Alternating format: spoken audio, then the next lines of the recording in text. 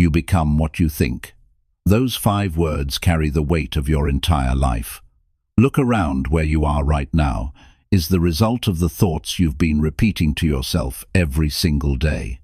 If your mind is filled with worry, hesitation, and self-doubt, your life will mirror that. If your mind is built on clarity, confidence, and discipline, your life will reflect strength and progress. This is not about magic. It's about psychology and daily choices. Every morning, you think something about yourself, and that thought becomes the foundation for how you act. The problem is, most people never stop to question those thoughts. They accept them as truth, even when those thoughts are the very reason they feel stuck. In this complete guide, we'll strip away the noise and focus on building a mind you can trust. A mind that works for you, not against you. Because when you master your thinking, you master your life. Chapter 1. Train your brain to notice every thought you create. You become what you think. That is not just a nice phrase to remember. It is the foundation of your entire life. Every single result you see around you right now began with a thought in your mind. The way you feel about yourself, the choices you make, the habits you live with, and the opportunities you attract all start inside the small, private world of your thinking. Most people never train their brain to notice the thoughts they are creating every single moment. They move through the day unaware of the inner voice that is quietly shaping their future. That is why the first step to mastering your mind is to train your brain to notice every thought you create. The truth is, your thoughts are not neutral. They are either moving you forward or holding you back. When you wake up in the morning and tell yourself, "I'm tired, I don't feel like working, I'll do it later," you are not just expressing how you feel. You are instructing your brain on what kind of day it should build for you. That thought sets a direction. And if you don't notice it, if you let it pass without awareness, it becomes a command your life begins to follow. On the other hand, if you catch that thought in the moment, you can challenge it. You can decide whether it deserves to stay or be replaced. This is the power of noticing. Most people have never practiced the skill of noticing their own thoughts. They live inside them as if those thoughts were facts. If you think you are not good enough, you start living small. If you think the world is against you, you start ignoring opportunities. If you think you cannot change, you stop trying. None of these are facts. They are thoughts that have been repeated so many times they begin to feel true. And unless you notice them, they become the script of your life. Training your brain to notice thoughts requires a new way of paying attention. Think about the last time you were frustrated. Maybe you missed a deadline or someone criticized your work. In that moment, dozens of thoughts fired off in your mind. Thoughts like, "I'm always failing," or "people don't appreciate me," or "I'm not capable." These thoughts came quickly and quietly, but if you had paused for a moment and noticed them, you would have seen that they were just responses, not truths. You would have had the chance to say, "Wait a minute, is this really true, or is this just my reaction?" That pause is where your power begins. The human brain produces thousands of thoughts every day. Many of them are recycled from yesterday. If you want to change your life, you must stop living on autopilot and start paying attention to the stream of thoughts flowing through your mind. At first, it feels uncomfortable. You begin to see how negative or unhelpful some of your thoughts really are. But that awareness is a gift. Because once you notice them, you can work with them. You can choose to keep them, or you can choose to let them go. How do you actually train your brain to notice every thought you create? You begin with small practices. The first practice is to pause before reacting. When something happens, instead of jumping straight into action, stop for a second and ask yourself, "What am I thinking right now?" This simple question forces you to bring hidden thoughts into the light. You may realize you are thinking, "This will never work," or "I'm going to embarrass myself." By asking the question, you create space between the thought and your response. The second practice is journaling. At the end of the day, write down the main thoughts that guided your actions. Maybe you believed, "I don't have enough time," and so you wasted hours avoiding the important work. Maybe you thought, "I'm not ready," and so you avoided the opportunity. When you see your thoughts on paper, you begin to notice patterns. You realize that certain thoughts return again and again to block your progress. That awareness is the first step toward changing them. The third practice is self-observation during ordinary routines. When you're walking, driving, eating, or working, take a moment to ask, "What's on my mind right now?" You may notice you're thinking about what could go wrong. You may notice you're criticizing yourself for something small. You may notice you're comparing yourself to someone else. These observations reveal how much of your energy is wasted on thoughts that weaken you, and once you see them, you can redirect them. As you begin to notice your thoughts, you'll also notice how they affect your body. A stressful thought speeds up your heartbeat, tenses your muscles, and makes your breathing shallow. A calm thought slows everything down and creates ease in your body. By paying attention to these signals, you can catch negative thoughts earlier. When your body feels heavy, ask, "What thought just passed through my mind?" By connecting the body with the mind, you build a deeper awareness. Another part of training your brain is learning not to judge the thoughts you notice. Many people feel discouraged when they see how negative their inner dialogue can be. But remember, noticing is progress. The goal is not to have perfect thoughts. The goal is to see them clearly so you can choose which ones to believe. It's like shining a light in a dark room. Once the light is on, you can see what's there and decide what to keep and what to remove. Why is this so important? Because every achievement in life begins with a thought. If you think you can improve, you take action. If you think you cannot, you don't even try. If you think you deserve better, you seek better. If you think you're stuck, you stay stuck. That is why your future is being written right now, not by chance, but by the thoughts you are creating. And the only way to shape that future is to notice those thoughts and take control of them. The most successful people are not free from doubt or fear. They have simply trained themselves to notice those thoughts quickly and redirect them. When doubt arises, they see it, they challenge it, they replace it with a thought that pushes them forward. This is not luck, this is training, and like any training, it becomes stronger the more you practice. You must remind yourself daily that your thoughts are choices, not commands. When you say, "I can't do this," that is not reality speaking. That is your mind presenting one option. You have the ability to choose another. But the choice only exists if you notice the thought in the first place. Otherwise, you are carried along without control. Begin small. Tomorrow morning, when you wake up, notice the first thought that enters your mind. Is it heavy? Is it inspiring? Is it neutral? Write it down. Decide whether it deserves to shape your day. This single practice can change the direction of your entire morning. And if you repeat it enough times, it can change the direction of your entire life. Notice also the thoughts that come when you fail. Failure is not final, but the thoughts around it often convince people to give up. If you notice the thought, "I'm a failure," you can stop and correct it. You can tell yourself, "I failed at this task, but I am not a failure."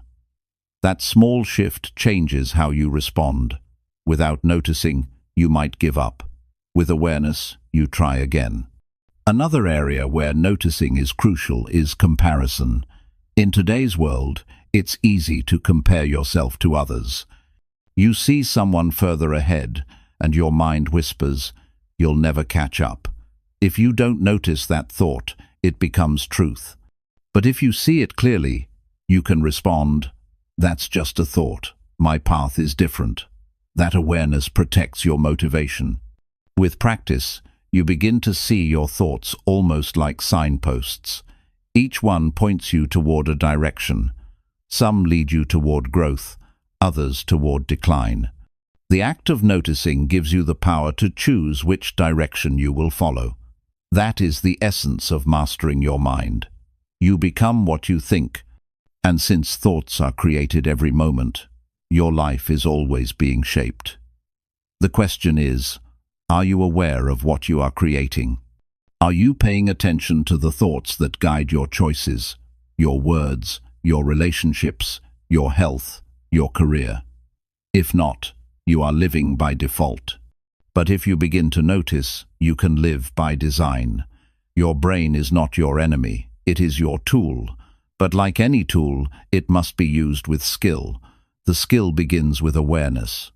Once you can see the thoughts you create, you can decide which ones deserve power. You can feed the ones that strengthen you and starve the ones that weaken you. This is not easy, but it is possible. And it begins with the simple, powerful act of noticing. If you train your brain to notice every thought you create, you will never again be at the mercy of invisible forces. You will see the patterns, the lies, the doubts, and the fears as they arise. You will choose which ones to keep and which ones to discard. You will begin to create a mind that serves you rather than limits you. And slowly, steadily, your life will rise to the level of your new thoughts. Because at the end of the day, the truth is clear. You become what you think. And if you want to become more, think more. If you want to rise higher, notice the thoughts pulling you down and replace them with ones that lift you up. The power is already in your mind. All you have to do is train yourself to see it. Chapter 2. Question your beliefs until you know they truly serve you. Every human being lives under the influence of beliefs. These beliefs shape how we see ourselves, how we view others, and how we respond to opportunities or challenges. Some beliefs give us strength and push us to grow. Others keep us stuck and stop us from reaching our potential. What makes beliefs powerful is that many of them operate quietly in the background. They feel permanent, almost like unchangeable truths. But the fact is, most of your beliefs were learned. They were picked up from parents, teachers, culture, past experiences, and repeated thoughts. If you never stop to question them, they will run your life without your permission. To truly master your mind, you must question your beliefs until you know they truly serve you. Think about it. How many times have you told yourself something like, "I'm not the kind of person who can do that," or "People like me don't succeed in that field," or "I always struggle with discipline"? These are not facts, they are beliefs. They may feel real because you've repeated them so many times, but repetition does not equal truth. A belief only deserves to stay if it pushes you forward. If it weakens you, it is nothing more than a chain holding you down. The first step is to identify your current beliefs. That means paying attention to the stories you tell yourself when you face challenges. When an opportunity comes up, do you say, "I can figure this out," or do you say, "This is not for me"? When you fail at something, do you think, "This is proof I can improve"? Or do you think, "This shows I'm not good enough"? These inner sentences reveal your beliefs. They show you whether your mind is set on growth or fixed on limitation. Awareness always comes first. You cannot question what you have not identified. Once you've identified a belief, the next step is to ask whether it truly serves you. This is not about whether it feels comfortable. Many limiting beliefs feel comfortable because they protect you from risk. Telling yourself, "I can't do this," might reduce fear in the moment, but it also keeps you from learning and growing. The real question is, does this belief make me stronger or weaker? Does it move me closer to the life I want, or does it hold me back? If it does not serve your growth, it does not deserve to stay. Some of your deepest beliefs were formed in childhood. Maybe you were told you weren't smart, and so you believed intelligence was something you lacked. Maybe you failed once in front of others, and you believed you should never take risks again. These beliefs made sense at the time. They were your brain's way of protecting you.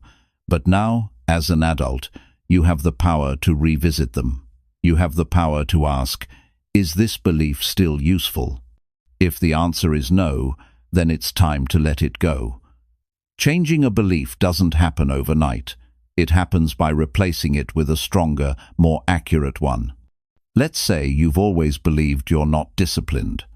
If you accept that belief, you'll never even attempt to build discipline. But if you question it, you might notice that you've been disciplined in certain areas of life already, maybe in showing up to work, caring for your family, or sticking to a routine you enjoy. That shows the belief, "I'm not disciplined," is false. By questioning it, you can replace it with, "I can grow discipline by practicing it daily." The second belief empowers you, while the first one kept you trapped. Beliefs also shape how you see the world. If you believe people are untrustworthy, you will live guarded, never allowing deep connections. If you believe people are generally kind, you'll create more openness and stronger relationships. Neither belief is absolute truth. Both are interpretations, but one creates isolation while the other builds connection. This is why questioning beliefs is so important. It allows you to choose the ones that create the life you want. Another example is money. If you grew up believing money is evil, you may sabotage opportunities to earn more. If you believe money is a tool for freedom and contribution, you'll pursue it with confidence. Again, neither belief is fixed in stone, but the one you choose will decide your financial future. That is the weight of belief. It doesn't just live in your mind. It directs your actions and therefore your results. Questioning your beliefs also means challenging the comfort they give you. A belief like, "I'm not ready," often hides fear. By holding on to it, you avoid stepping into the unknown. But what if you asked, "What would happen if I acted anyway?" That single question can dissolve years of hesitation. Comforting beliefs often prevent growth. Growth begins the moment you are brave enough to question them. To make this practical, set aside time to write down your strongest beliefs about yourself. Write down what you believe about your intelligence, your discipline, your relationships, your potential, your future. Then, for each one, ask, "How do I know this is true? Who taught me this? Does this belief make me stronger or weaker?" Be brutally honest. If a belief does not serve you, it's time to replace it. Replacing a belief requires evidence. Your brain will resist change unless you give it proof. For example, if you've believed you can't stick to habits, start small and create a track record of success. Commit to a small habit like drinking water every morning or writing down 3 priorities for the day. Each time you succeed, you gather evidence against the old belief. Over time, your brain accepts the new belief because it now has proof. Beliefs grow stronger when matched with action. This process is not about ignoring reality. It is not about pretending everything is perfect. It is about facing the truth that your beliefs shape how you interpret reality. 2 people can experience the same event. One sees it as a chance to grow, the other as proof of failure. The difference is not in the event, it's in the belief system. By questioning and choosing your beliefs, you take back control over how you experience life.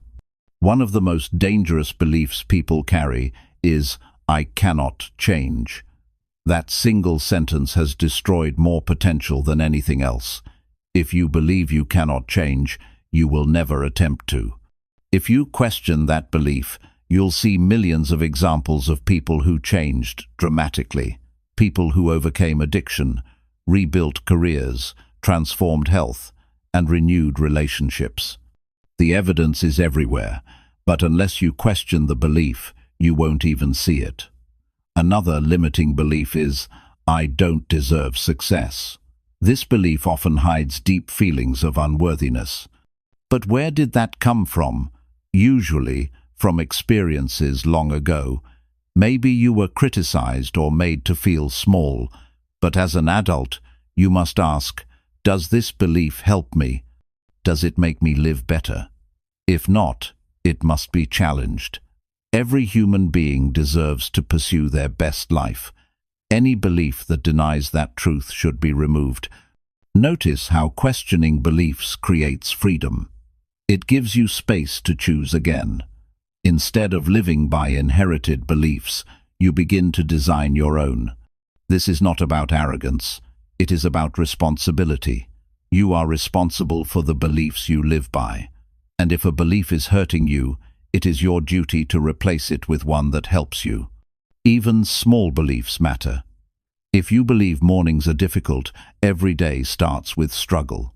If you believe mornings are a fresh chance, every day starts with energy. If you believe exercise is painful, you avoid it. If you believe exercise makes you stronger, you seek it.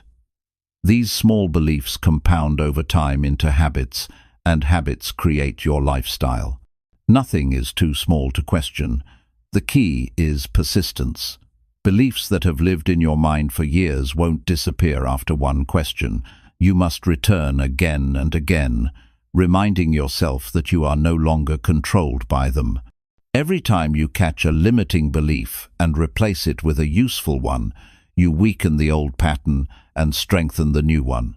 Over time, your mental foundation becomes solid. You start living from beliefs that serve your highest goals. Your future depends on what you believe right now. If you carry beliefs that hold you down, your actions will reflect them, and your results will remain limited. If you build beliefs that empower you, your actions will rise, and so will your results. This is why mastering your mind means mastering your beliefs. The truth is simple. You will not always control circumstances, but you will always control what you believe about them, and those beliefs will decide how you respond. That is the difference between people who grow and people who remain stuck. One group questions beliefs until they serve them. The other group never questions at all and lives by default. You do not have to accept every thought that crosses your mind. You do not have to accept every belief you were given. You can stand back, look at them, and ask, does this serve me? Does this belief make me stronger? If the answer is no, it is time to let it go. And remember this, the quality of your life is the quality of your beliefs. When your beliefs support your growth, your life expands. When your beliefs restrict you, your life shrinks. The choice is yours. Train yourself to question every belief until only the ones that serve you remain. That is how you free your mind, and that is how you create a life worth living. Chapter 3. Challenge the excuses your mind gives to stay comfortable. Every one of us has a dream of doing better. Maybe you want to build a stronger body, earn more income, study a new skill, or live with more discipline. The challenge is not that you don't know what to do. Deep down, you already know. You know eating better will improve your health. You know working consistently will improve your career. You know managing your time will make you more productive. The real battle is the excuses your mind creates to keep you comfortable. These excuses are convincing. They sound reasonable. They sound like they are protecting you. But the truth is, they are holding you back from the life you deserve. If you want to master your mind, you must challenge the excuses your mind gives to stay comfortable. Excuses come in many forms. Sometimes they sound like I'll start tomorrow. Sometimes they sound like I'm not ready yet. Sometimes they sound like I don't have time. Sometimes they sound like this is too hard. Each excuse has the same goal, to stop you from leaving your comfort zone. The comfort zone feels safe, but it is also where nothing changes. If you always stay where you are comfortable, you will never experience growth. And if you want a better life, growth is not optional. It is required. The first step to challenging excuses is to recognize them as lies. They are not truths about your ability. They are stories your mind tells to avoid discomfort. For example, the excuse "I'll start tomorrow" is not about tomorrow. It is about avoiding the effort today. The excuse "I don't have time" is not about time. It is about priorities. The excuse "I'm not ready" is not about readiness. It is about fear. The excuse "it's too hard" is not about difficulty. It is about avoiding struggle. Once you see excuses for what they are, you can begin to strip them of their power. Your mind is designed to keep you safe. It prefers what is known and familiar. When you try to do something new, your brain sends warning signals. It whispers excuses to convince you to step back. That may have been useful in the past, when survival depended on avoiding risk. But in today's world, those excuses prevent growth. If you want to advance in any area of life, you must face the discomfort your mind tries to shield you from. Challenging excuses is not about denying reality. It's about refusing to accept false limitations. If you say "I don't have time," look closer. How many hours do you spend on television scrolling, or conversations that add no value? Time is not the issue. Focus is. If you say "I'm not ready," ask yourself, when will I ever feel ready? Readiness rarely comes first. Action creates readiness. If you say "this is too hard," remind yourself that difficulty is part of the process of growth. Hard things become easier only after you practice them. Excuses hide the truth, and your job is to pull the truth back into the light. One way to fight excuses is to confront them directly. When your mind says "I'll start tomorrow," respond with "What can I do right now?" When it says "I'm not ready," respond with "I'll prepare as I move forward." When it says "This is too hard," respond with "It's supposed to be hard at first." By answering your excuses with better questions and stronger responses, you train your mind to accept responsibility instead of surrendering to comfort. Excuses are dangerous because they sound so reasonable. If you are tired, "I'll rest today and start tomorrow," sounds logical, but one day becomes two becomes a week, and suddenly months have passed. If you feel nervous, "I need more time before I begin," feels safe, but waiting for the perfect moment means you never begin. If you don't challenge these thoughts, they will build a cage around your potential. That is why awareness alone is not enough. You must be bold enough to confront and replace them. The cost of excuses is invisible at first. You don't notice what you lose today. You feel a little relief because you avoided discomfort. But the long-term cost is enormous. Every excuse delays your progress. Every excuse strengthens a habit of avoidance. Every excuse adds up until years of your life are gone, and you are still in the same place. If you want a different future, you cannot allow excuses to go unchallenged. Think about the excuses you've been living with. Maybe you've told yourself you're too old to learn something new. That's an excuse. Many people start fresh careers and skills later in life. Maybe you've told yourself you don't have enough talent. That's an excuse. Skills can be developed with practice. Maybe you've told yourself you need someone's permission or approval to move forward. That's an excuse. You already have the ability to start. The moment you begin identifying excuses for what they are, you begin to break free from them. Challenging excuses requires honesty. You must admit when you are hiding behind them. Most people don't want to face this truth because it feels uncomfortable.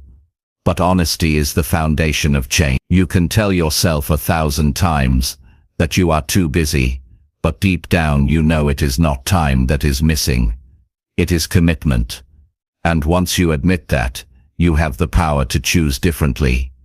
You will also notice that excuses multiply when you aim higher. The bigger your goal, the louder the excuses become. Set a goal to wake up earlier, and your mind will excuse you with, "You need more sleep." Set a goal to work harder, and your mind will excuse you with, "You deserve a break." Set a goal to build something important, and your mind will excuse you with, "You don't have what it takes." The higher you climb, the more resistance you face. This is proof that you are moving in the right direction. If you weren't challenging yourself, your excuses wouldn't fight back so hard. One strategy to defeat excuses is accountability. When you share your goals with someone you respect, it becomes harder to hide behind excuses. If you commit to exercise with a friend, the excuse "I don't feel like it today" loses power because you don't want to let them down. Accountability exposes excuses to the light, and they lose strength when they are not hidden. Another strategy is building discipline through small action. Excuses thrive when you try to take on too much at once. If you try to completely transform your life overnight, your mind will bombard you with reasons to quit. But if you start with one small step and repeat it daily, you build confidence. Small wins silence excuses, because they prove progress is possible. You also need to remember that excuses don't disappear permanently. They will always try to return. The difference between those who succeed and those who fail is not the absence of excuses, but the refusal to obey them. Every time you ignore an excuse and take action, you weaken its hold over you. Every time you obey an excuse, you make it stronger. The choice is always yours. Imagine your life without excuse. Imagine how much progress you would make if you acted when you didn't feel ready, if you worked when you didn't feel motivated, if you started today instead of waiting for tomorrow. That life is possible. The only barrier is the excuses you allow to control you. Once you see through them, you realize you were capable all along. The people who rise in life are not those who have no fear or no doubt. They are the ones who hear the excuses and challenge them. They say, "I don't need to wait for tomorrow. I'll begin now." They say, "I may not be ready, but I'll learn on the way." They say, "Yes, it's hard, but that's what makes it worth doing."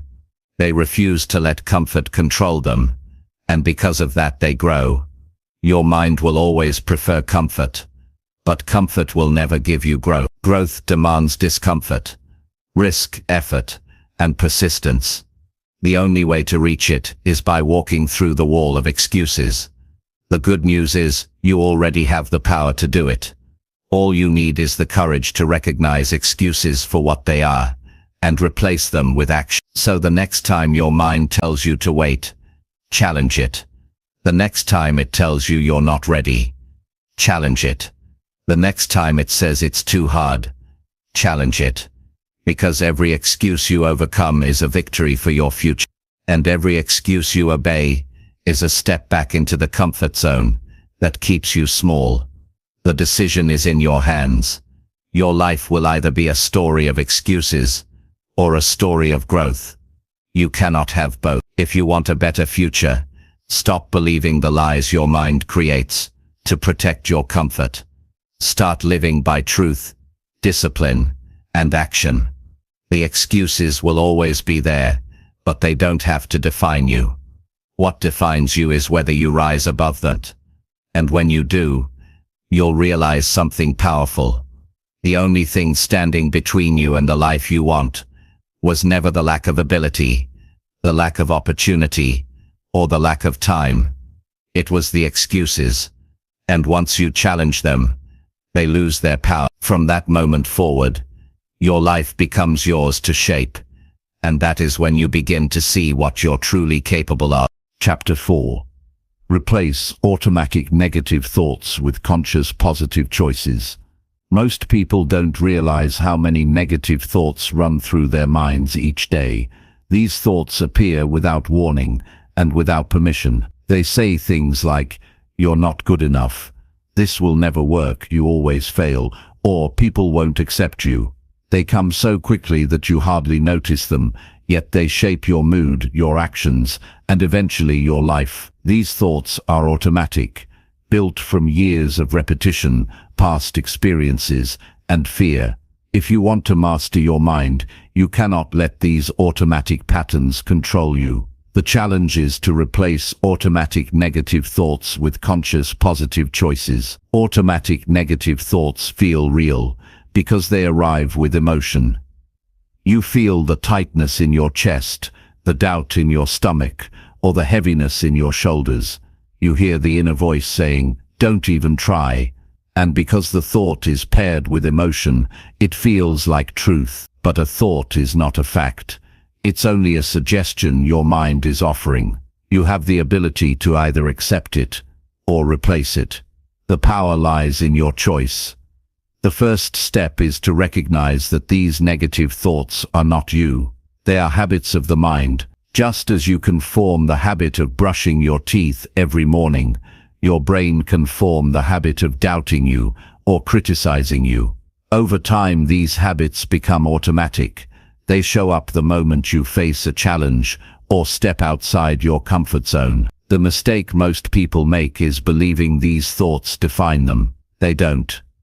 They are simply old programs running in the background, and like any program, they can be rewritten. Once you notice a negative thought, the next step is to pause. Instead of reacting to it, stop and name it. For example, when your mind says, "I'll probably fail," you can respond by saying, "That's just a negative thought." This simple act of naming creates distance between you and the thought. It turns it from a command into an option. By pausing, you open the door to a new choice. Now comes the replacement. The goal is not to deny the negative thought, but to consciously choose one that empowers you. If your mind says, "I'll probably fail," replace it with, "I can learn and improve as I try." If your mind says, "I'm not good enough," replace it with, "I am capable of growing into who I want to be." If your mind says, "This is too hard," replace it with, "Every skill feels hard at the beginning, and I can get better." By making these conscious substitutions, you begin to rewire your brain. It's important to understand that positive choices are not fake optimism. They are realistic statements that move you forward.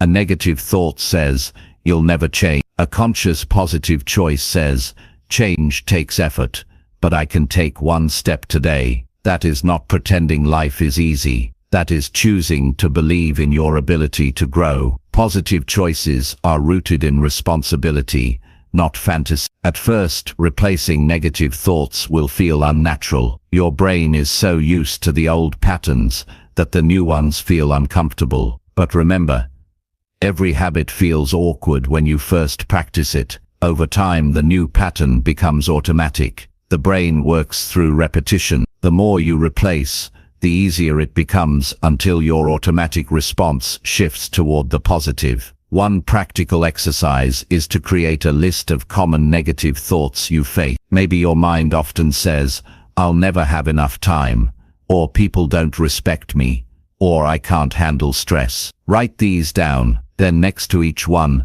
write a conscious positive choice you can use as a replacement. For example, instead of "I'll never have enough time," you write, "I can choose what matters most today." Instead of "People don't respect me," you write, "I can earn respect through consistent action." Instead of "I can't handle stress," you write, "I can take things one step at a time." Keep this list with you and use it when the automatic thoughts show up.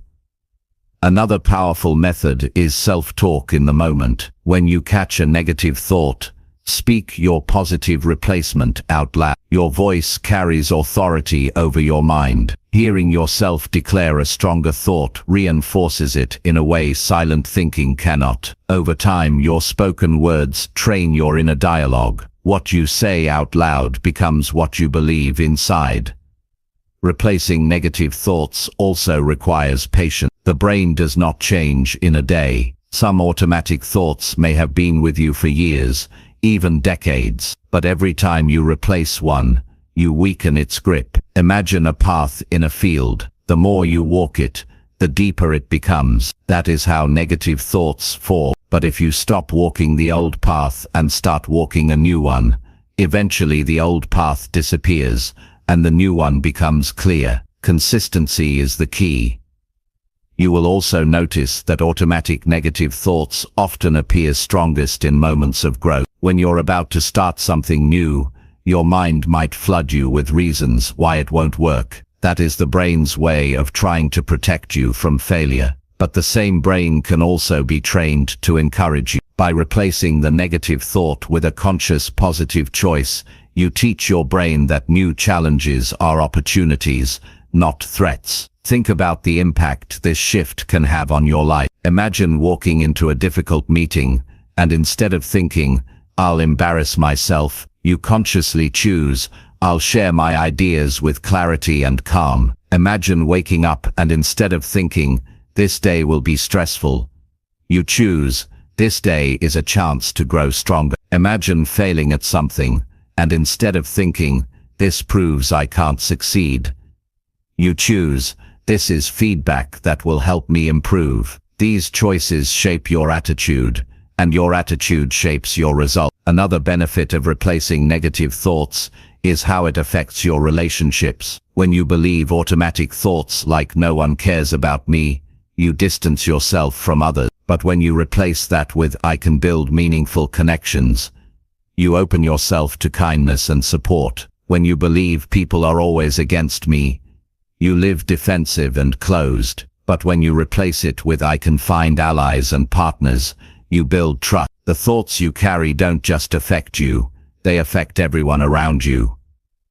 This practice also strengthens your emotional control. Negative thoughts fuel anxiety, frustration, and hopelessness. When you replace them, you calm your emotions and regain balance. Instead of reacting with fear or anger, you respond with clarity. That control is what separates those who succeed from those who remain stuck. Life will always bring challenges, but how you think determines whether those challenges break you or build you. As you practice, notice the small victories. Maybe you replaced a thought that used to paralyze you. Maybe you kept moving forward despite the doubt in your mind. Celebrate these wins. Each time you replace a negative thought, you take back a piece of your power. Over weeks and months, those small victories add up to a new identity. You begin to see yourself as someone who doesn't surrender to negativity, but consciously chooses strength. Replacing automatic negative thoughts with conscious positive choices is not about creating a perfect mind. It's about creating a useful one. Everyone will still experience negative thoughts from time to time. The difference is whether you let them control you, or you step in and take charge. Once you practice enough, your automatic thoughts themselves begin to change. They become more supportive, more encouraging, and more aligned with who you want to be. The truth is simple: your thoughts build your life. If you allow automatic negative thoughts to dominate, you live a limited life. But if you replace them with conscious positive choices, you build a stronger, freer, and more fulfilling life. The choice is always available. It is available right now in this very moment. Whatever thought is running through your mind, you can choose a better one. The real transformation happens when you no longer wait for inspiration to strike. Instead, you build the discipline to replace thoughts every day. You don't wait for the perfect conditions. You act in the moment. Each replacement is like lifting a weight for your mind. Over time, your mental strength grows, and with that strength, you can face bigger challenges and create bigger results. So the question is, what thoughts will you allow to live in your mind? Will you let the old, automatic, negative ones continue to lead you, or will you step in and replace them with conscious choices that build the life you want? The answer will decide your future, because at the end of the day, your life is nothing more than the result of the choices you make with your mind. And when you choose positivity consciously, you open the door to the best version of yourself. Chapter 5. Strengthen focus by practicing one clear thought at a time. Most people today are pulled in too many directions at once. Their minds jump from one idea to another without finishing anything. They check their phone, then they switch to their work, then they think about what to eat, then they remember something they forgot yesterday. The mind never stops racing. The problem with this scattered thinking is that it destroys focus. Without focus, you can't give your best to anything. Without focus, you spread your energy thin and your results remain average. To master your mind, you must learn to strengthen focus by practicing one clear thought at a time. Focus is not something you are born with, it is something you train. Your brain has the ability to concentrate deeply, but only if you practice. The truth is, most people are practicing distraction every day. By constantly switching attention, they train the mind to expect interruption. They build the habit of never finishing. If you want a powerful life, you need the opposite habit, the habit of holding one thought long enough to bring it to life. When you give attention to a single thought, something important happens. That thought gains power. It becomes sharper, more detailed, and more useful. A scattered thought fades quickly. A focused thought grows strong. For example, if you sit down to think about improving your health and you stay with that thought, you begin to see real solutions. You think about food choices, exercise routines, rest and daily practices, but if your attention keeps drifting to unrelated things, the thought never has time to grow. Focus gives depth to your thinking. Practicing one clear thought at a time begins with slowing down. Instead of letting your mind race, you stop and choose. You decide what matters in this moment. Maybe it's solving a problem at work. Maybe it's spending time with your family. Maybe it's planning your next step in life. Whatever it is, you bring that single thought to the center of your attention. You tell yourself, this is where I am. This is what matters right now. That deliberate choice creates focus. Another way to practice is by writing. Take one thought and write about it for several minutes without allowing your mind to wander. Writing forces clarity. When you write, you can't jump endlessly from idea to idea. You must stay with the thought long enough to put it into words. This practice sharpens your focus muscle. It also helps you separate useful thoughts from noise. Many times what feels complicated in your head becomes simple once written down. Focus is also strengthened through environment. If you surround yourself with distractions, your mind will naturally wander. If you want to practice one clear thought, you need to remove competing signals. That means putting your phone away, turning off notifications, or finding a quiet space. The environment you choose either supports focus or destroys it. Create conditions where one thought can live without interruption. It's important to understand that the brain resists focus at first. When you try to concentrate on a single thought, your mind will attempt to pull you away. It will say, check this, think about that, or you forgot something. This resistance is normal. The key is not to obey it. Each time you bring your attention back to your chosen thought, you are training your brain. Over time, this repetition strengthens your ability to hold focus longer and with less effort. The power of practicing one clear thought goes beyond productivity. It also reduces stress. Much of stress comes from juggling too many thoughts at once. You think about work, money, health, family, and responsibilities all at the same time. Your brain is not designed to carry all of that at once, but when you choose one thought, you lighten the load. You tell yourself, I don't need to solve everything right now. I just need to give attention to this one step. That brings calm. Clarity also comes through focus. When your mind is scattered, decisions feel confusing. But when you practice holding one thought, the right choice becomes clearer. Imagine thinking deeply about your career. Instead of juggling dozens of unrelated worries, you stay with the single thought, what is the next best step for me? By staying with it, you filter out the noise and arrive at a clear direction. One thought at a time brings simplicity to life. You can begin training today by setting small focus periods. Take 10 minutes and commit to thinking about only one subject. When distractions appear, gently return to your chosen thought. At first, you'll notice your attention drifting constantly, but with practice, you'll hold the thought longer. Over weeks and months, your ability to focus will grow, just like a muscle grows with exercise. You'll also find that focus builds confidence. When you stay with one thought until it leads to action, you prove to yourself that you can control your mind. That proof builds inner strength. You no longer feel like a victim of endless distraction. Instead, you feel like the master of your attention. This confidence spreads to every area of life. You start trusting yourself more because you know you can direct your thinking where it matters. One clear thought at a time also improves relationships. When you speak with someone and give them full attention, without checking your phone or drifting away, they feel valued. They feel respected. This kind of presence is rare, and it builds trust.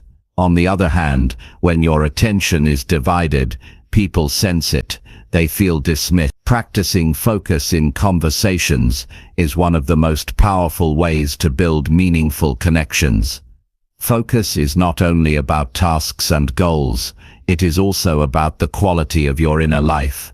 When you allow your mind to scatter, you live shallowly. But when you practice one thought at a time, you live deeply.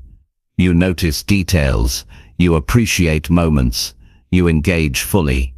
Whether it's eating a meal, walking outside, or spending time with loved ones, focus makes the experience richer. It's easy to underestimate how much power a single clear thought carries.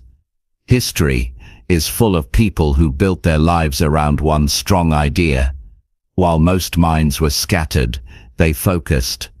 They stayed with their vision long enough to make it real. You don't need to change the world to benefit from this principle. Even in your daily life, holding one thought leads to better results. One thought carried through with action creates progress. To truly master focus, you must also practice letting go of unnecessary thoughts. Many people waste hours replaying the past or imagining the worst about the future. These thoughts add nothing useful. When they appear, you can notice them and release them. You can tell yourself, this thought doesn't deserve my energy. By doing so, you free up space for one thought that matters. Focus is not only about choosing what to think, but also about refusing what doesn't serve you. The strength of your focus will decide the strength of your future. If your attention is scattered, your results will be scattered. If your attention is directed, your results will be powerful. This is not about doing everything at once. It's about doing one thing fully, then moving to the next. That discipline separates those who achieve from those who only wish. The next time your mind races, stop and choose one thought. Hold it, work with it, follow it until it brings clarity or action. Don't let your attention jump endlessly. Train it, direct it, strengthen it. Over time you will discover the peace, confidence, and results that come from mastering one thought at a time. Because in the end, your life is not built from scattered moments. It is built from focused decisions. And those decisions begin with the ability to strengthen focus by practicing one clear thought at a time. When you master this, you stop being pulled by distractions and start being driven by direction. And that is the path to building the life you want. Chapter 6. Rebuild confidence by proving small wins to your own mind. Confidence is not something you are given, it is something you build. Many people wait for confidence to appear before they take action, but confidence doesn't work that way. Confidence grows only after action, and not from huge leaps, but from small wins, consistent, visible proof to your own mind that you can follow through, that you can trust yourself, that you are capable of progress. If you want to rebuild confidence, you must focus on stacking those small wins until your mind begins to believe in you again. Most people lose confidence because of broken promises to themselves. They say they will start the diet on Monday, but by Wednesday it's gone. They say they will wake up early, but the alarm is ignored. They say they will save money, but the impulse purchase takes over. Every time this happens, the mind records it, and the more often it happens, the more your mind begins to doubt you. That doubt eats away at confidence. The opposite is also true.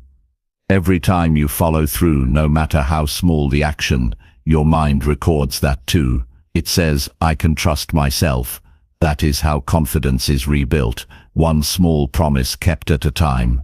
A small win might look insignificant to others, but it is powerful for you. Waking up on time, completing a workout, reading 10 pages, saving a little money, finishing a task you've been delaying. These are victories. The size doesn't matter. What matters is that you set out to do something, and you did it. The mind pays attention, it notices, and with every win, the belief in yourself strengthens. One of the fastest ways to rebuild confidence is to stop chasing perfection and start collecting proof. People who struggle with confidence often think they need a giant achievement to feel worthy again. They wait for the big breakthrough, but breakthroughs are rare.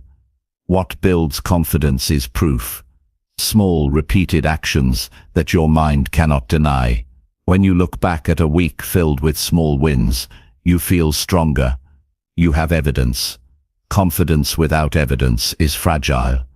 Confidence built on proof is unshakable. If you want to put this into practice, begin by setting goals so small that excuses cannot stop you. Tell yourself, today I will walk for 10 minutes. Then do it. Tell yourself, I will drink water instead of soda. Then do it. Tell yourself, I will spend 10 minutes cleaning my space. Then do it. These are not massive tasks, but they are concrete actions. By finishing them, you prove to yourself that you can direct your behavior. That proof is the foundation of confidence. Another important point is honesty. When you set goals too big and fail repeatedly, your mind stops trusting you. That is why honesty is crucial.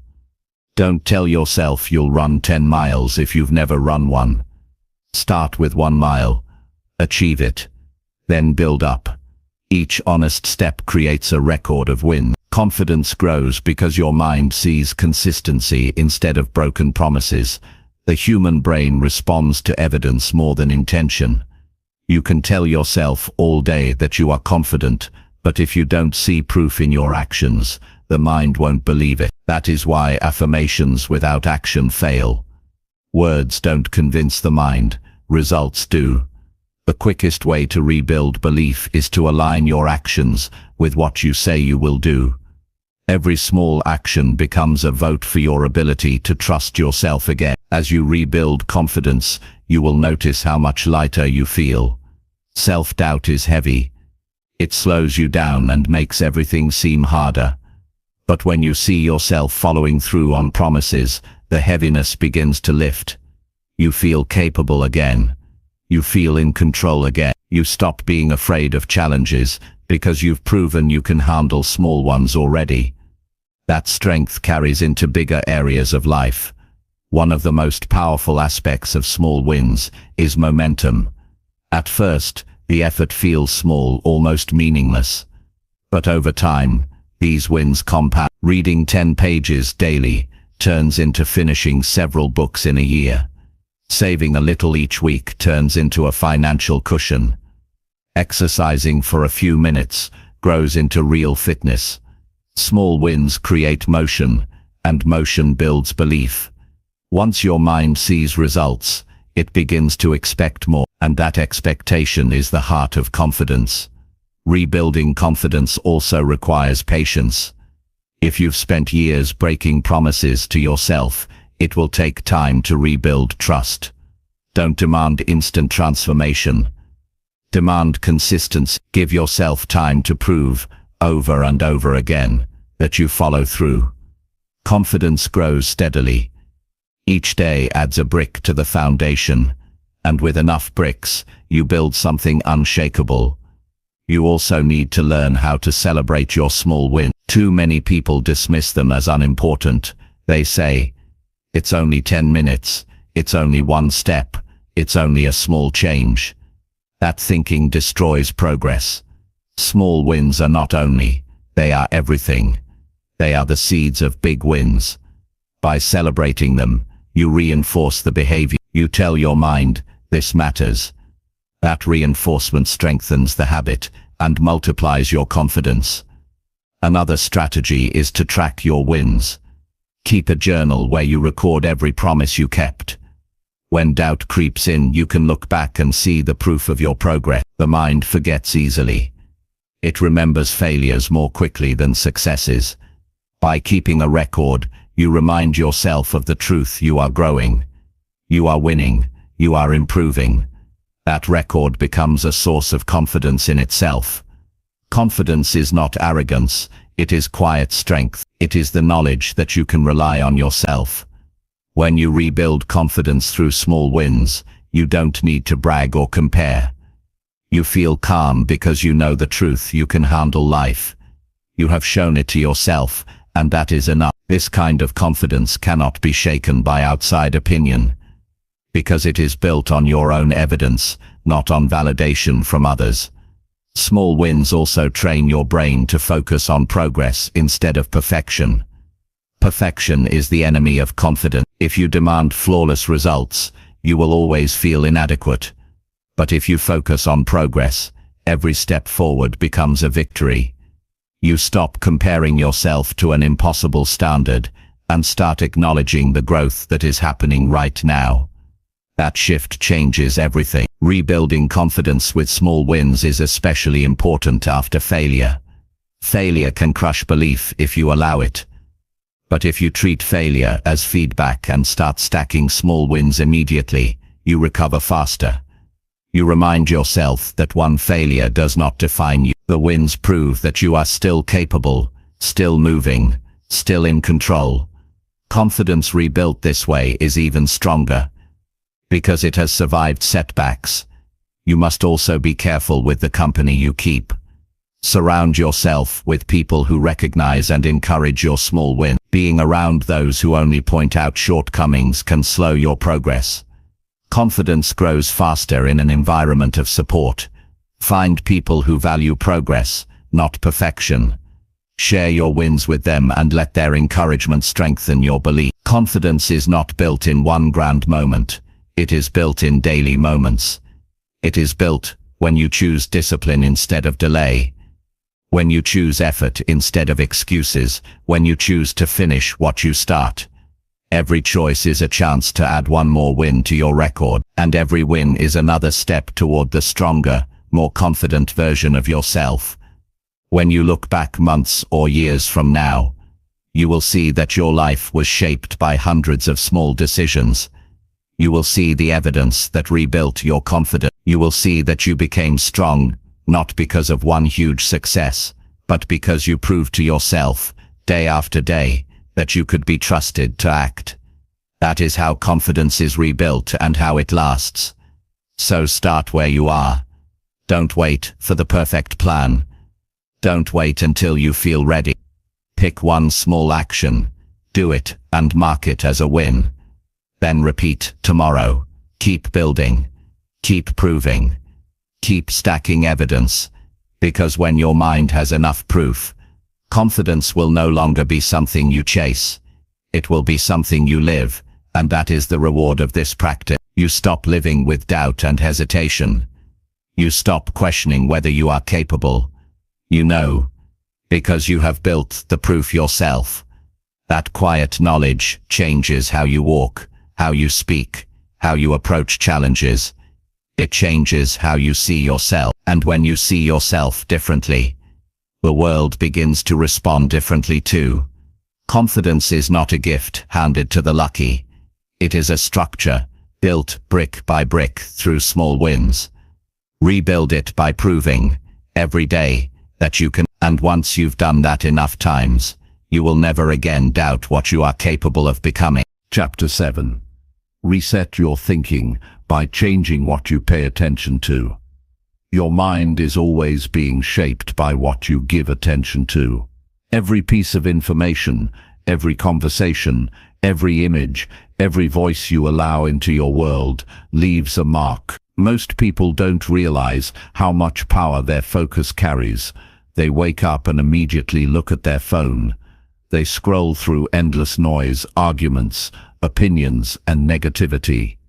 They let the outside world decide what fills their head. And by the end of the day, they feel drained, distracted, and uninspired without even knowing why. The truth is simple. If you want to reset your thinking, you must change what you pay attention to. What you pay attention to grows stronger. If you constantly pay attention to problems, your life will feel like one big problem. If you focus only on fear, your world will seem dangerous. If you feed yourself nothing but doubt, you will live with hesitation. On the other hand, if you give attention to growth, opportunities, learning and discipline, your life begins to shift in that direction. The mind follows the focus, and when the focus changes, the entire quality of your thinking changes with it. You have to ask yourself, where is my attention going each day? Are you feeding yourself with information that builds you, or are you feeding yourself with distractions that weaken you? Are you surrounding yourself with people who encourage growth, or are you drowning in the complaints and limitations of those who gave up long ago? Resetting your thinking begins by becoming aware of what you allow to enter your mind. You cannot plant weeds and expect flowers. You cannot consume negativity all day and expect to live with clarity and purpose. Start by looking at your daily habits. Notice how much time you spend on things that give you no real return. Endless scrolling, gossip, comparing yourself to others, these steal your attention. They create noise in your head and block the clarity you need. If you continue feeding your attention to these distractions, your thinking will remain shallow and restless. But if you redirect that same attention toward learning, planning, reflecting, and taking action, your thinking begins to reset. It becomes sharper, it becomes more intentional. Changing what you pay attention to does not require you to abandon everything overnight. It requires conscious choices. When you pick up your phone, you can choose to watch content that teaches instead of content that wastes. When you read, you can choose books that expand your perspective instead of opinions that shrink it. When you speak with others, you can choose conversations that inspire rather than conversations that pull you down.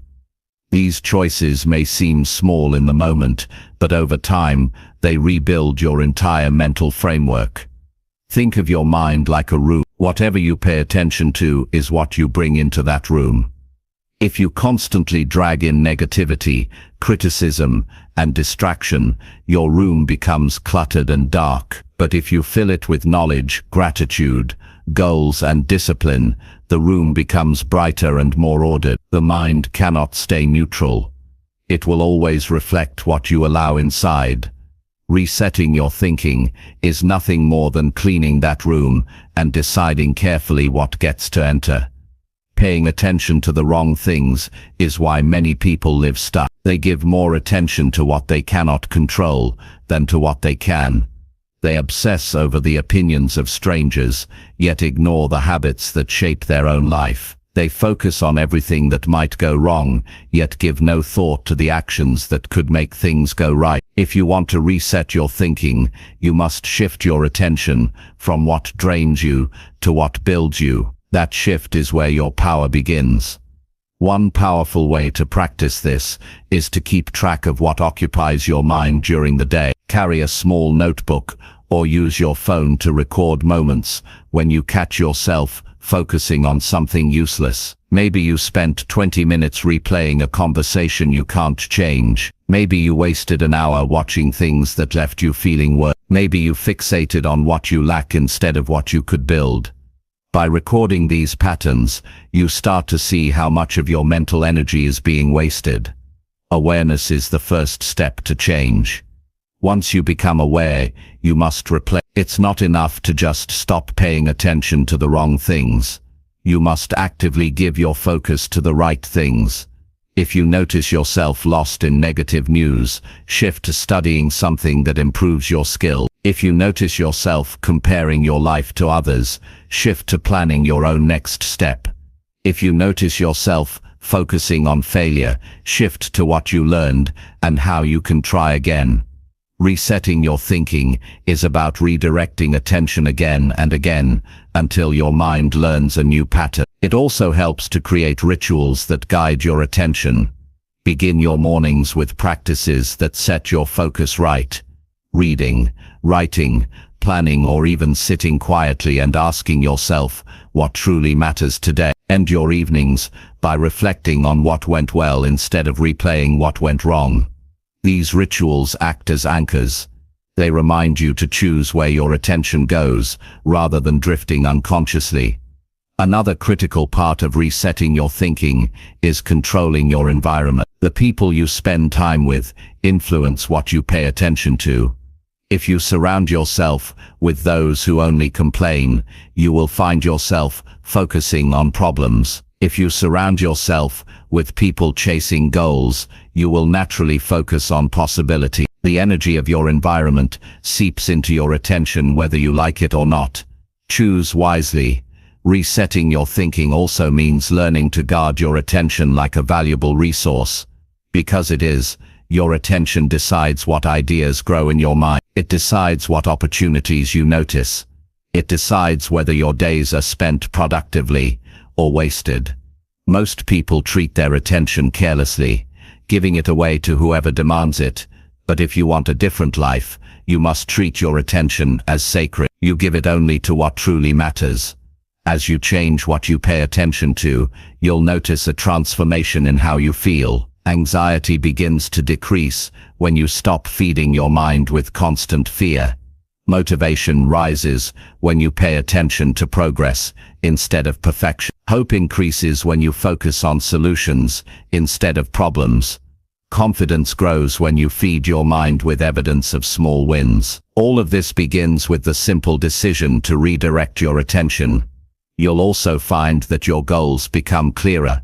A scattered mind produces scattered results, but when you reset your thinking by directing attention toward one step at a time, the noise fades and direction emerges. Instead of being overwhelmed by everything at once, you see the next move clearly, and when you can see the next move, you can act on it.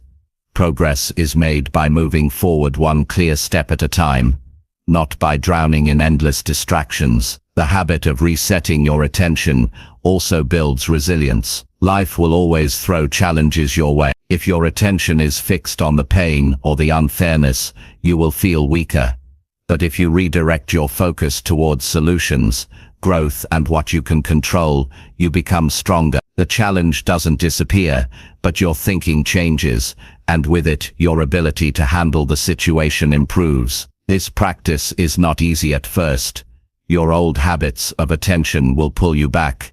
You'll find yourself slipping into negative patterns again and again. But each time you notice and redirect, you are rewiring your mind. It's like training a muscle. The more you lift it, the stronger it becomes. Over time, choosing what you pay attention to becomes second nature. And that is when your thinking truly resets. The quality of your life always reflects the quality of your focus. If you give your attention to things that matter, your life begins to matter more. If you waste your attention on things that drain you, your life feels wasted. The good news is, attention is always under your control. You may not control every event, but you control where you place your focus. And that choice makes all the difference. So decide today to reset your thinking by choosing carefully what you pay attention to. Guard it, direct it, invest it in what makes you stronger. Because your mind is not built by accident, it is built by focus. And when you control that focus, you control the direction of your entire life. Chapter 8. Direct your inner voice to speak with clarity and strength. Every person has an inner voice. It speaks constantly, whether you notice it or not. It comments on what you do. It judges your performance. It predicts your future, and it interprets the world around you. Sometimes it encourages you, but too often it criticizes, doubts, and weakens you. This voice has more influence on your life than almost anything else. It decides how you feel about yourself, what choices you make, and how much strength you carry into challenges. If you want to master your mind, you must learn to direct your inner voice to speak with clarity and strength. Think about how many times you've been stopped by that voice. You've had an idea and immediately your inner voice said, "That will never work." You've wanted to take a chance and it whispered, "You'll embarrass yourself." You've looked at a goal and it told you, "You're not good enough." The voice doesn't just describe what's happening, it decides how you experience it. And if you let it run wild, it will keep you stuck. But the truth is, that inner voice can be trained. It can become your coach instead of your critic. It can speak with clarity instead of confusion, and with strength instead of fear. The first step is awareness. You have to catch yourself in the moment when the voice speaks. Most people never do this. They accept whatever the voice says as reality. But the inner voice is not reality, it is interpretation. Two people can face the same situation, and their inner voices will tell them completely different stories. One hears, "This is your chance to grow." The other hears, "This is proof you'll fail again." The event is the same, but the inner dialogue creates different outcomes. That's why awareness matters.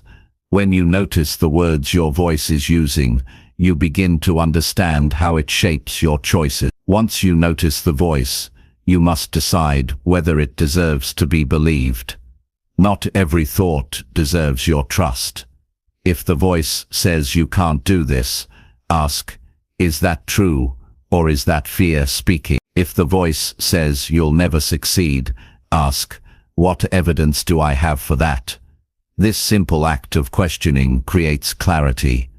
It shows you that the voice isn't an all-knowing guide, it's just a habit of thought.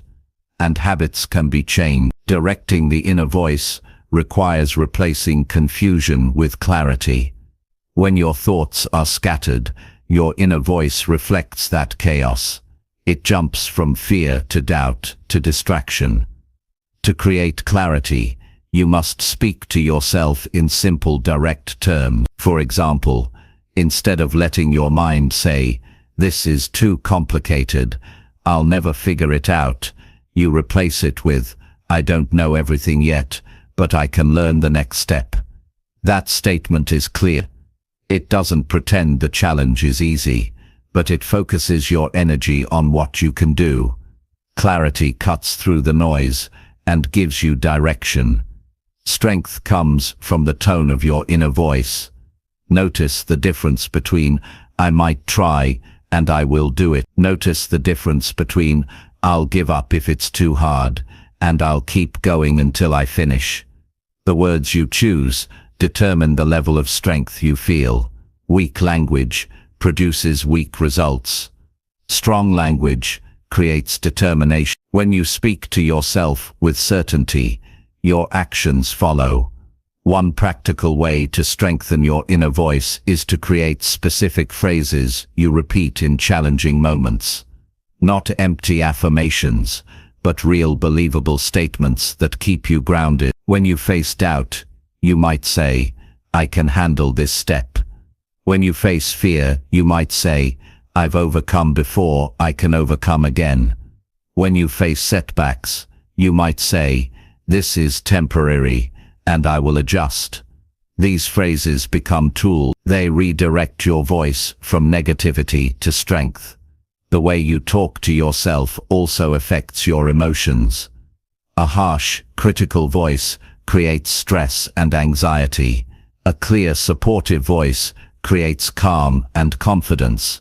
This doesn't mean you lie to yourself or ignore problems. It means you choose words that help you deal with problems effectively. Instead of saying, "This always happens to me," you say, "This happened, now what's my response?" Instead of saying, "I'm hopeless," you say, "I'm learning how to handle this." The event is the same, but the voice changes how you experience it. It's also important to notice how your inner voice speaks in small, everyday moments. When you spill something, does your mind say, "I'm so stupid," or does it say, "I made a mistake, I'll clean it up"? When you forget something, does it say, "I'm useless," or does it say, "I'll improve my system, so I remember next time"? These small comments add up. Over time, they either build a mind filled with strength, or a mind filled with weakness. Directing your inner voice is not about perfection. You won't always think positively. Doubt and criticism will still show up. But the goal is to guide the overall pattern of your self-talk. If most of your words are clear and strong, the occasional negative one won't destroy you. Just like a healthy diet can handle a little junk food, a healthy inner voice can handle a little negativity. What matters is the direction of the whole pattern. Your environment influences your inner voice as well.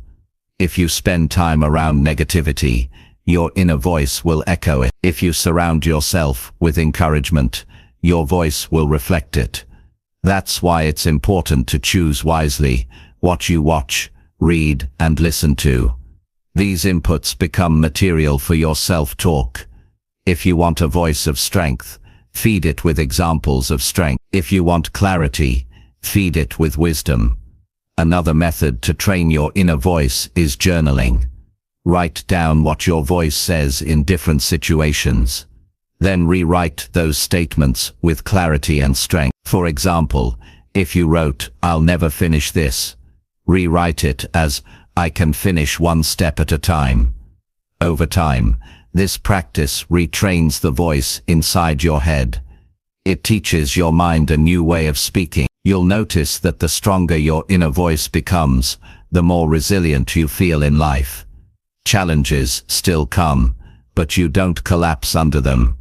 Criticism still arrives, but you don't internalize it. Failure still happens, but you don't label yourself as a failure. You respond with strength because your voice directs you that way. Confidence is not about ignoring difficulty. It's about choosing the right inner dialogue when difficulty appears. This practice also builds integrity with yourself. When your inner voice is scattered and weak, you don't trust it. But when it is clear and strong, you rely on it. That reliability creates inner alignment. You stop fighting against yourself. You stop sabotaging your own efforts. You become your own supporter instead of your own enemy. That shift is one of the most powerful transformations you can experience. Clarity in your inner voice also brings clarity in decision-making. When your self-talk is filled with doubt, you hesitate. You second-guess every move. But when your voice is firm and simple, you act with confidence. Even if you don't have all the answers, you move forward because you trust your ability to figure things out. That trust is what creates progress. Over time, you will notice that directing your inner voice creates a different identity. You no longer see yourself as someone controlled by fear and doubt. You begin to see yourself as someone who speaks with authority to their own mind. That identity shift is powerful, because once you see yourself differently, you begin to live differently. You stop settling for less and start aiming higher. The voice inside your head is the voice you hear the most in your lifetime. It is with you in every moment, in every challenge, in every victory, in every failure. If you don't train it, it can destroy your potential. But if you direct it, it becomes your greatest ally. It becomes the source of clarity when everything feels uncertain, and the source of strength when everything feels heavy. So take control of that voice. Decide today that it will no longer weaken you with confusion and doubt. Teach it to speak clearly. Teach it to speak strongly. Guide it with the words you choose, the inputs you consume, the practices you repeat. Because when your inner voice speaks with clarity and strength, your entire life begins to reflect that clarity and strength. And when you reach that point, you'll discover that mastery of the mind isn't about never having negative thoughts. It's about never letting those thoughts be the final word. It's about ensuring that the strongest and clearest voice in your life is your own, and that it speaks with the kind of direction that makes you rise higher, act bolder, and live with greater confidence every single day. Chapter 9. Measure your progress by tracking patterns in your daily thinking. Progress in life is not measured only by money, titles, or recognition. Real progress begins in the mind. The quality of your thoughts decides the quality of your actions, and the quality of your actions decides the quality of your results. If you want to know how far you've come, don't just look at your achievements. Look at your thinking. Measure your progress by tracking patterns in your daily thoughts, because your thoughts always come before your actions, and your actions always create your future. The truth is, most people never stop to examine the flow of their thoughts. They wake up, go through the day, and fall asleep without noticing the patterns running through their head. They assume their struggles are caused by outside circumstances, yet they never realize how much their inner world drives their choices. If you don't track your thinking, you will repeat the same mental habits year after year. But once you begin paying attention, you see clearly where your progress is happening and where you're still stuck. Think about this for a moment. Imagine writing down your thoughts each day for a week. At the end of the week, you would start to see patterns. Maybe you worry about the same things again and again. Maybe you doubt yourself in the same situations. Maybe you complain about similar problems every day. On the other hand, you might notice new patterns, moments when you encouraged yourself, moments when you focused on solutions, moments when you took responsibility. These patterns reveal the direction of your life. You cannot change what you don't measure. Tracking your thinking gives you the information you need to grow. Your brain loves repetition. It prefers to follow familiar paths because they use less energy. That's why negative patterns can become so strong. If you've thought the same way for years, your brain builds shortcuts to keep those thoughts automatic. But by tracking your daily thinking, you interrupt that autopilot. You bring awareness to the process, and awareness is the first step toward change. The act of noticing a repeated pattern already weakens its hold, because you no longer accept it blindly. One effective way to measure progress is through journaling. Set aside a few minutes each day to record your most common thoughts. Don't just write events. Write what you thought during those events. If you felt anxious before a meeting, write the thought that triggered the anxiety. If you avoided a task, write the thought that justified the avoidance. Over time, you'll see what thoughts dominate your days. That record is more valuable than any external measurement because it shows the roots of your behavior. As you review your notes, ask yourself key questions. Am I thinking more positively than before? Am I focusing on what I can control instead of what I can't? Am I encouraging myself or tearing myself down? Am I creating thoughts that make me stronger or weaker? By answering these questions honestly, you can see whether your mind is moving in the right direction. And if you notice harmful patterns, you now have a target to work on. You'll also discover that progress in thinking is often gradual. 1 month ago, you may have been consumed with doubt every morning. Today, maybe you still feel doubt, but you also add one positive thought before starting your day. That may not feel like a huge achievement, but it's progress. It means you're slowly shifting the balance of your mind. Tracking allows you to see this slow transformation that you might otherwise overlook.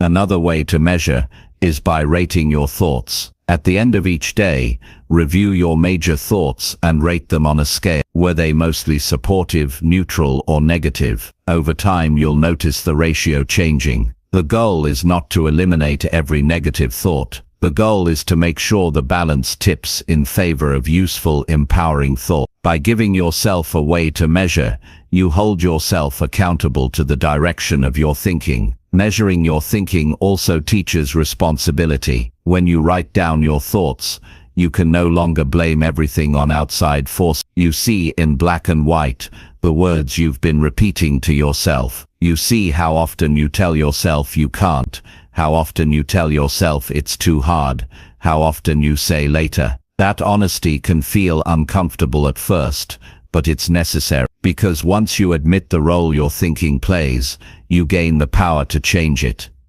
Your progress will also show up in how quickly you recover from negative thoughts. In the beginning, a single discouraging thought may ruin your whole day, but as you train yourself, you notice it faster and replace it sooner. What once controlled you for hours now loses power within minutes. That's real progress, even if the thought still appears. Tracking helps you see how your recovery time improves, and that improvement builds confidence. It's important to remember that measuring your thoughts is not about judging yourself harshly. It's about understanding yourself honestly. You will always have some doubts and fears. You will always have some negative thoughts. The goal is not perfection. It's growth. As long as your patterns are moving toward more clarity, more strength, and more responsibility, you are progressing. The mind is like a garden. Measuring your thoughts shows you which areas need more care and which areas are already blooming. This practice also prevents you from deceiving yourself. Many people convince themselves they're improving because they feel motivated for a few days, but feelings can be misleading. Progress must be measured in evidence. When you track your thoughts and see real patterns changing, you have undeniable proof. That proof is what keeps you moving forward even when motivation fades. Over time, measuring your thoughts creates a powerful loop. You notice patterns, you adjust them, you see improvement, and the improvement motivates you to keep going. Each cycle strengthens your belief that you can control your mind, and once you truly believe that, there is no limit to how far you can go. Because if you can direct your thoughts, you can direct your actions, and if you can direct your actions, you can direct your entire life. Consider how different your life becomes when your dominant thought patterns shift. Instead of "I'm not ready," your mind now says, "I'll start and learn on the way." Instead of "This is too hard," your mind says, "I can break this down step by step." Instead of "Nothing ever changes," your mind says, "Every day I'm improving." That transformation doesn't happen by accident. It happens by paying attention, by tracking, and by consciously steering your mind. You may find it useful to review your thought patterns weekly or monthly. Sit down with your journal or notes and ask, what is the main theme of my thinking this week? Was it fear, or was it growth? Was it doubt, or was it responsibility? Was it distraction, or was it focus? The themes you notice reveal whether your mind is moving in the right direction, and if it isn't, that awareness gives you the chance to reset before the pattern becomes stronger. Tracking your daily thoughts also helps you predict challenges. If you know you often think negatively in the morning, you can prepare a practice to reset your mind at the start of the day. If you know you get discouraged when facing setbacks, you can prepare phrases to redirect yourself. By understanding your patterns, you stop being surprised by them. Instead, you meet them with strategy. The process of measuring thoughts may seem simple, but it separates those who drift through life from those who grow intentionally. Drifting means you never ask why you think what you think. Growth means you pay attention, you measure, and you adjust. Over time, the difference between these two approaches becomes massive. One leads to repeating the same year over and over. The other leads to continuous improvement and a life built on purpose. When you begin this practice, be patient with yourself. At first, the patterns may discourage you. You may realize just how many negative thoughts run through your mind, but don't see that as failure. See it as clarity. You cannot fix what you cannot see. The fact that you now see it means you're already ahead. From there, each adjustment is progress. Your thinking is the foundation of your life. If you want to know whether you're truly changing, don't just look at results outside of you. Results often lag behind. Instead, look at your thought patterns. If they are growing stronger, clearer,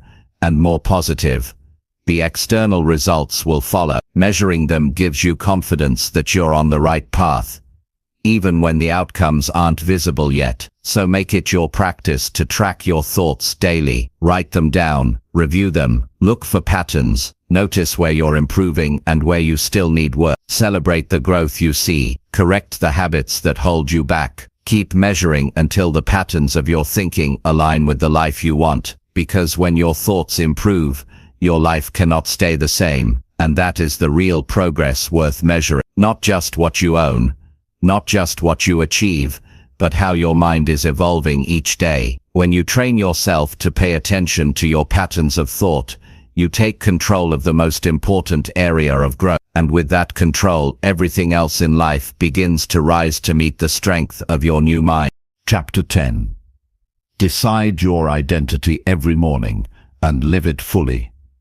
Every day begins with a choice about who you will be. Most people don't recognize this power. They wake up and allow yesterday to decide today. They roll out of bed carrying the same identity they carried the day before, sometimes tired, sometimes discouraged, sometimes lost in old labels they've never questioned.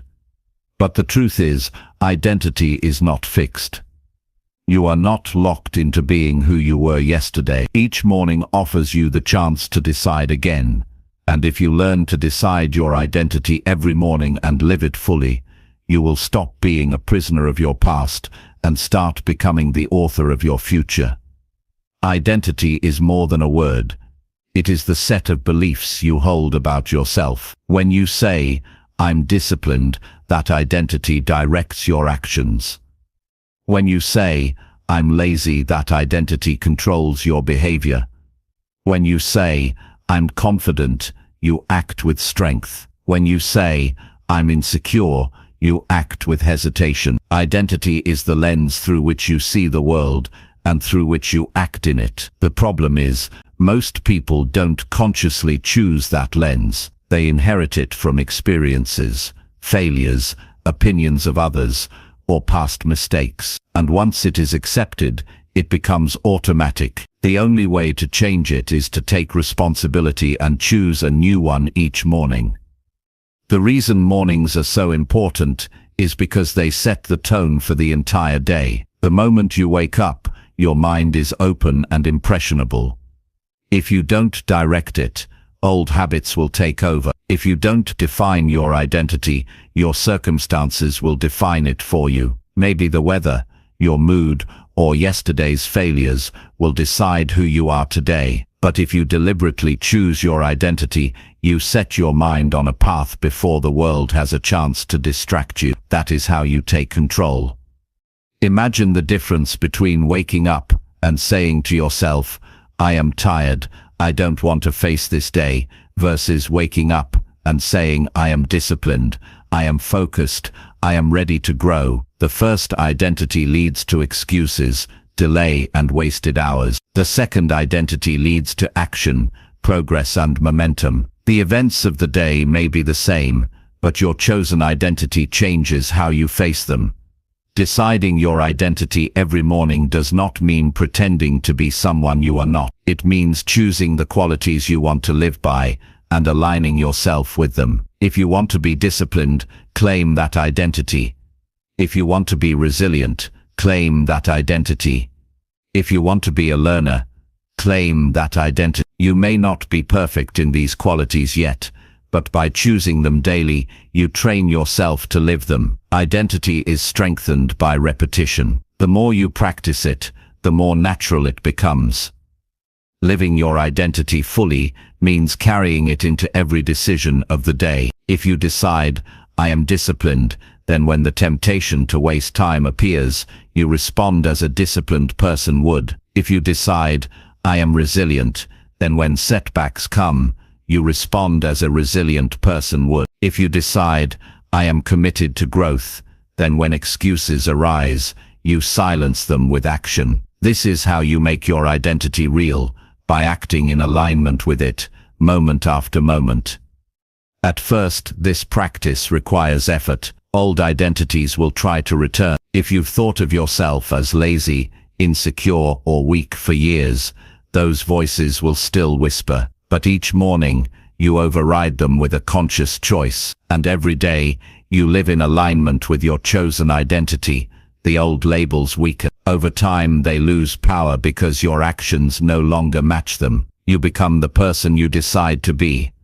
One powerful way to practice this is by using morning declarations, not vague affirmations, but specific statements of identity. For example, I am disciplined and follow through on my goals. I am confident and speak with strength. I am resilient and overcome challenges. Say them clearly, write them down, and carry them into the day. These declarations are not magic.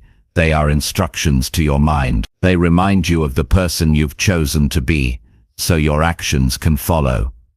Another way to strengthen this practice is to visualize yourself living your chosen identity. If you decide, I am confident, imagine yourself walking, speaking, and acting with confidence throughout the day. If you decide, I am disciplined, picture yourself staying focused on tasks and finishing what you start. Visualization creates a mental rehearsal. Your brain begins to accept this as normal, making it easier to act accordingly. Living your identity fully also requires accountability. It's easy to declare an identity in the morning and forget it by noon, but when you hold yourself accountable through journaling, reflection, or even sharing your goals with someone you trust, you reinforce your choice. At the end of the day, ask yourself, did I live as the person I decided to be this morning? If the answer is yes, celebrate the win. If the answer is no,